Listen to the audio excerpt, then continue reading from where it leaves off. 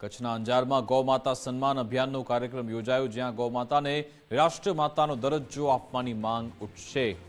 7 મેના રોજ સવારે 10 વાગે રામધૂન સાથે શાંતિપૂર્ણ રેલી યોજવામાં આવશે। કચ્છના અંજારમાં ગૌમાતા સન્માન અભિયાનનો કાર્યક્રમ 7 મેના રોજ સવારે 10 વાગે રામધૂન સાથે શાંતિપૂર્ણ રેલી યોજવામાં આવશે, જ્યાં ગૌમાતાને રાષ્ટ્રમાતાનો દરજ્જો આપવાની માંગ થશે। રેલી બાદ મામલતદારને પ્રાર્થનાપત્ર આપવામાં આવશે। महंत त्रिकमदासजी महाराज द्वारा माहिती आपवामां आवी। संतो महंतो ने गौ सेवको मोटी संख्या में जोड़ाशे। गौरक्षा ने संस्कृति अंगे जनजागृति पर भार मुकाशे। समाजना आगेवानो द्वारा समर्थन अपाशे। लोकोने मोटी संख्या में जोड़ावा अपील पण करवामां आवी।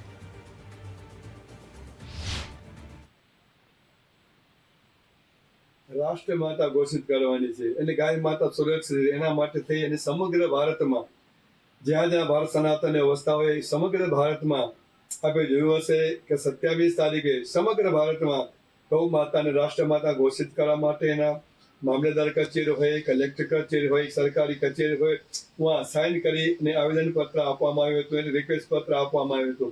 ए यात्रा में जोड़ाशे, गौ माताना आवेदन पत्र में जोड़ाशे अने ए यात्रा लगभग 10 वाग्याथी जडेश्वर महादेव जे अंजार में आवेलुं छे, जडेश्वर महादेव सरदार वल्लभभाई टाउन हॉल पासे त्यांथी बधा कोई नारो नहीं, कोई नाद नहीं, मात्र ने मात्र जय राम श्री राम, जय राम जय जय राम, भगवान राम ना नाद साथे जय अने मामलेदारश्रीने आवेदन पत्र आपशे।